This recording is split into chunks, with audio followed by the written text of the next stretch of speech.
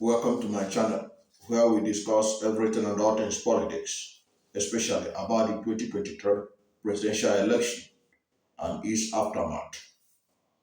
And we all know that the 2023 presidential election is still being contested at the courts, the Presidential Election Petition Court, from where it will move to the Supreme Court. And like Bishop Kuka said recently, Nigerians are waiting for the VAR to tell them whether the goal that was announced on March 1st was actually a goal. Most Nigerians are looking up to the judiciary to salvage the situation and to tell them who actually won the election. That is why the hashtag all eyes on the judiciary is trending both in Nigeria and elsewhere.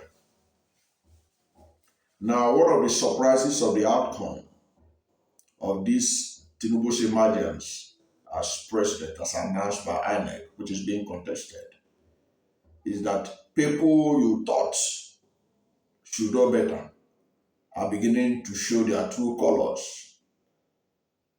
And one of such people is Doyin Okupe. He used to be the Director General of P2B Presidential Campaign Organization before he was sentenced for alleged money laundering, which literally forced him to resign his position, since the P2B campaign is a different mode of campaign that wouldn't tolerate such a baggage in the front line of the campaign.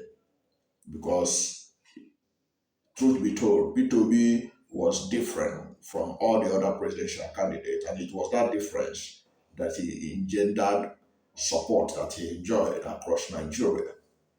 Now, Doyin Okupe has been lavishing President Bola Ahmed Tinubu with praises these days that made many people to be wondering whether he's looking for a job or he's looking for an appointment.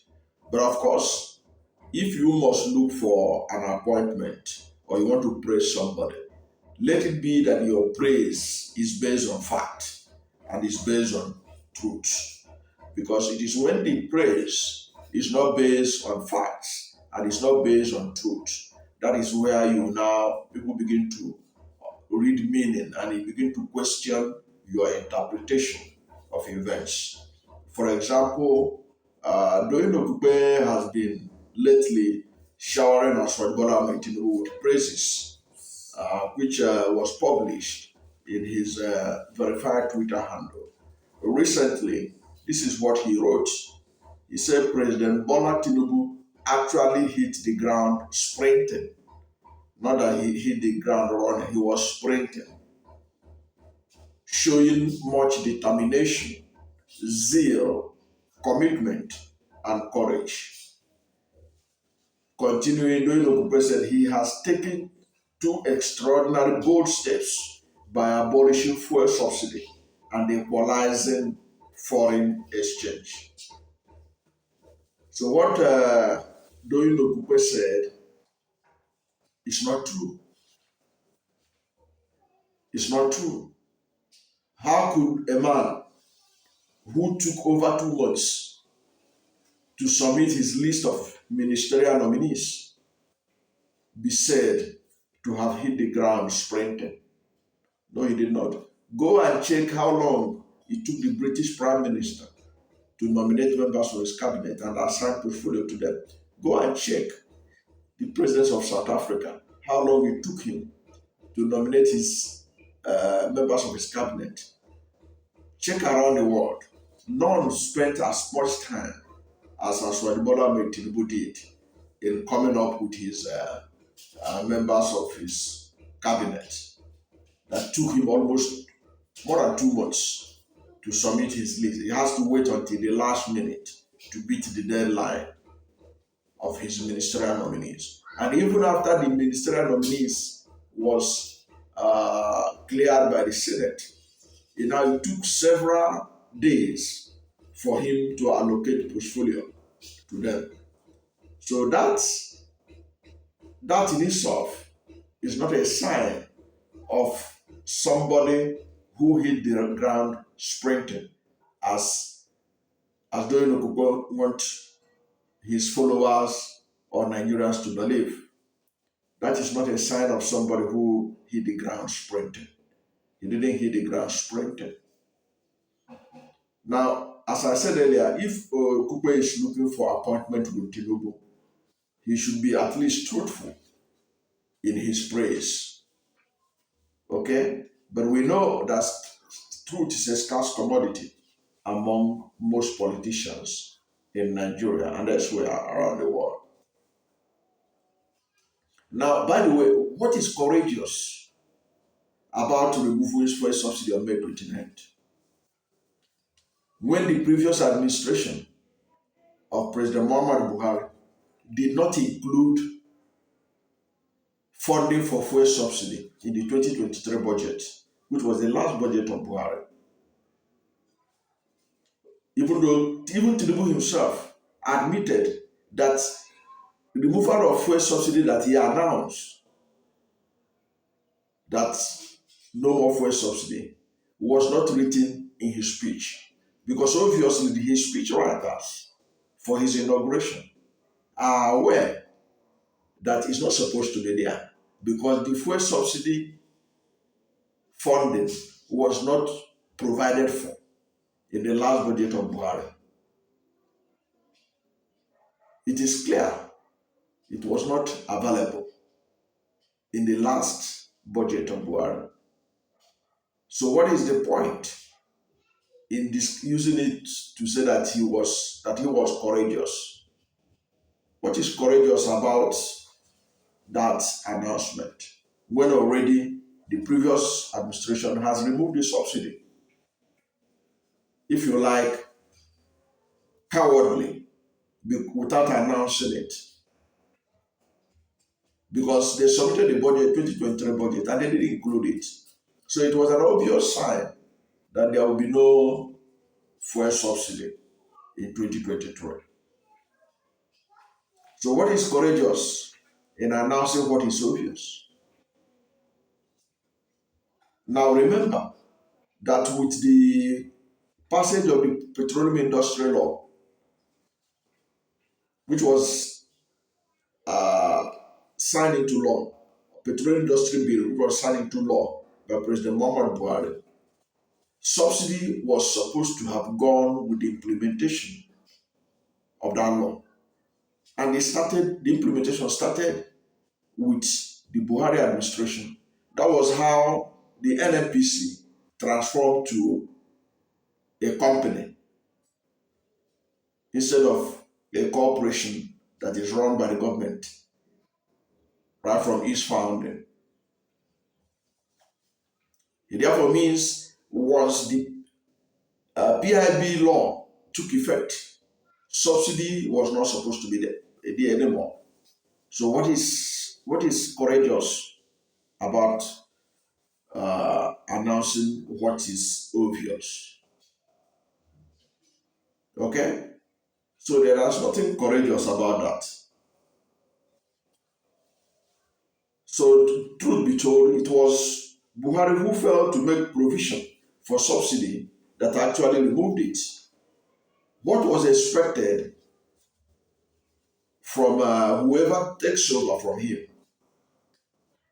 is to manage the fallout from lack of subsidy in 2023, which of course Tinubu handled pretty poorly. Now, coming from the same political party with the outgone president, Tinubu ought to have known that there should be palliative so that the impact or the shock from the removal of the subsidy could be minimal. But of course, he didn't do anything. He didn't provide subsidy. He didn't provide palliatives.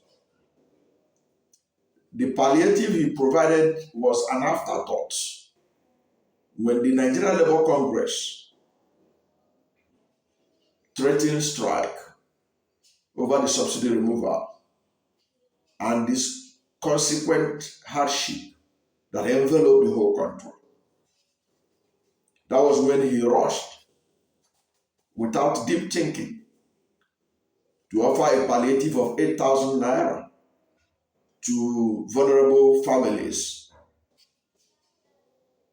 for 12,000 Nigerians who are to benefit from 500 billion naira palliative, which was randomly and majorly condemned by a majority of Nigerians, and he was forced to abandon that.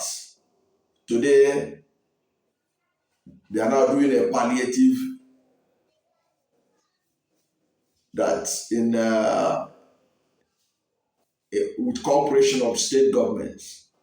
Okay, but even at that, you see that it was all an ad hoc arrangement because there was no deep thoughts, no deep planning, no better planning about it, and it is not going to work. So the pushback against the 8,000 naira to the poor or the vulnerable forced the government to abandon it. Now, that is not an action of a man who hit the ground running. That is not an action of a man who hit the ground running. Now, that poorly implemented subsidy removal has literally collapsed the economy of Nigeria. More jobs have been lost than ever before in Nigeria's history. Car owners can no longer fuel their cars, and many are selling it off. You can go to car sell points. You see so many people brought out their vehicles to sell it. They, they, they could no longer afford to fuel it. Yet this is a country without even well organized and well arranged public transport system.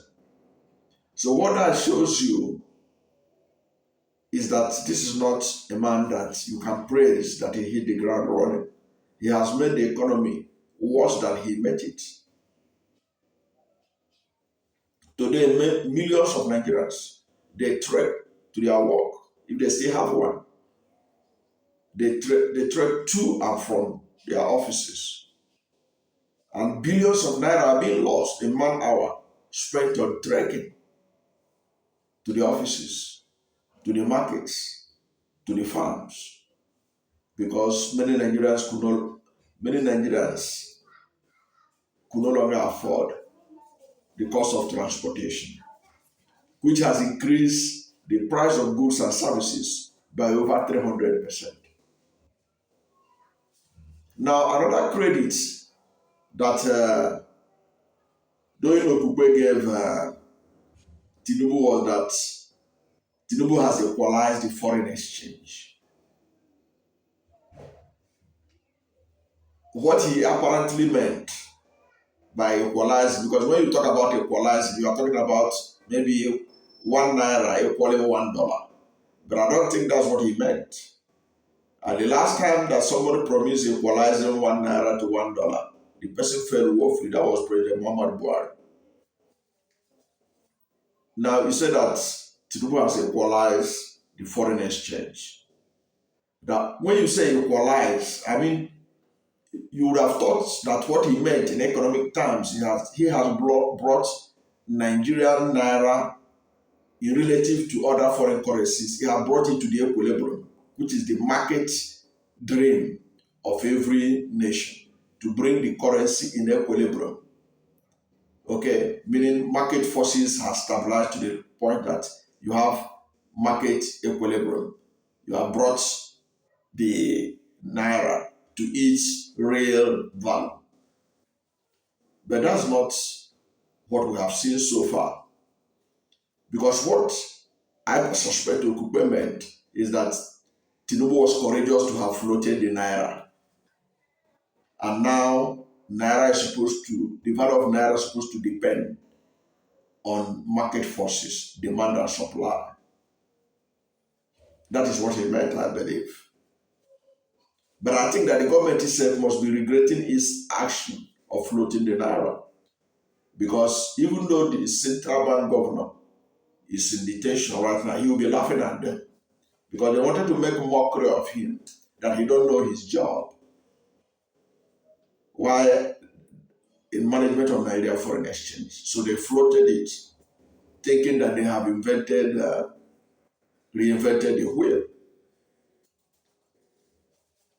And he was being praised like Doyin Okupe is praising the president. But funny enough, a simple Google will show you that the suspended central bank governor with President Muhammad Buhari actually floated the naira in 2016. In June 2016, the central bank governor, the suspended central bank governor, MFLA, floated the naira, saying that the exchange rate will henceforth be determined by the market. By that he means by demand and supply. At that time, it was a misadventure that failed. He failed to achieve his purpose because Nigeria is an import-dependent nation. And that was why the Labour Party presidential candidate, Peter Obi, was famous for his slogan, moving Nigeria from consumption to production. The essence was to increase the productivity of Nigeria, to make Nigeria produce more, depend more on what it produces, and export more so that it can gain foreign exchange. The more foreign exchange Nigeria gets, the more stability in the value of the naira, the more the naira will gain its full value and compete favorably with other foreign currencies. So it was Obi that actually had a blueprint on what to do, and not this floating of the naira, which they did, and now it has backfired. It has backfired because what MFLA found out in 2016 and quickly readjusted is what they are finding out now, but at the cost of jobs, cost of everything you can think of, because everything has gone up by over 300%. One of the most,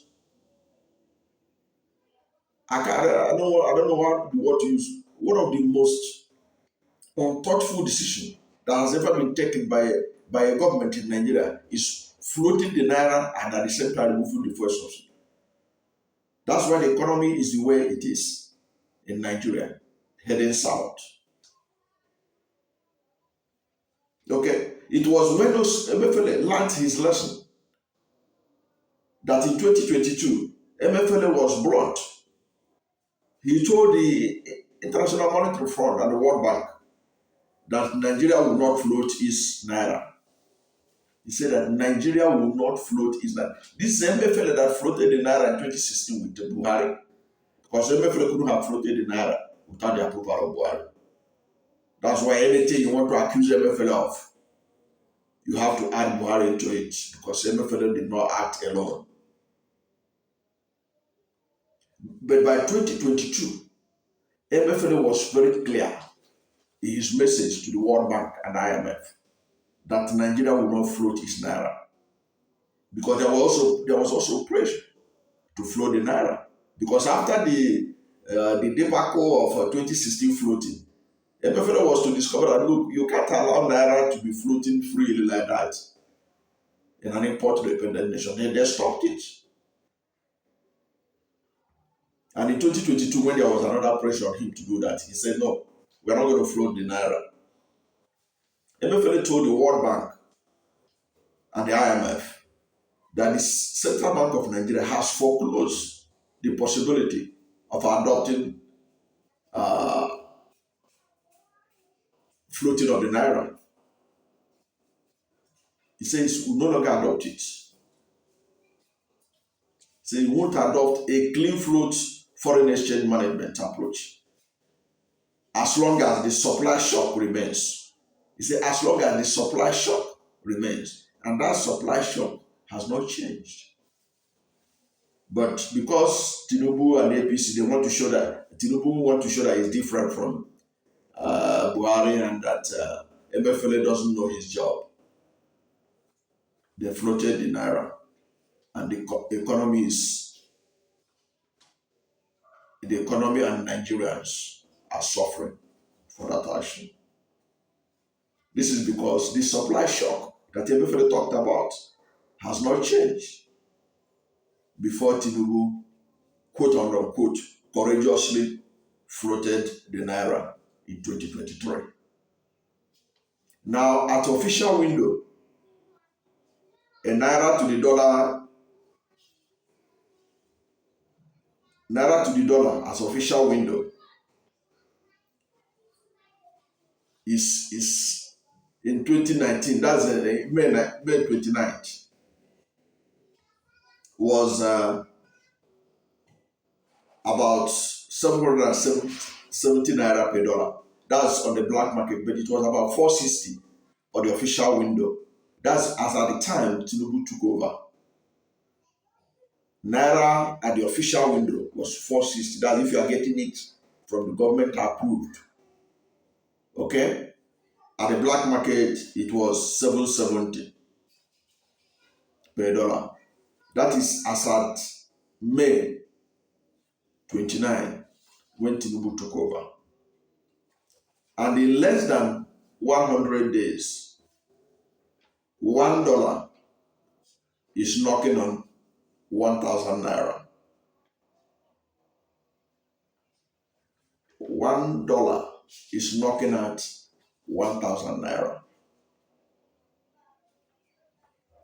So you can see that the report card of Tinubu is not a sign of a man who is courageous and who hit the ground running or hit the ground sprinting, as Doyin Okupe will want us to believe or want Nigerians to believe. As a matter of fact, he has damaged the economy significantly to the level that it will take a lot to repair. And that is why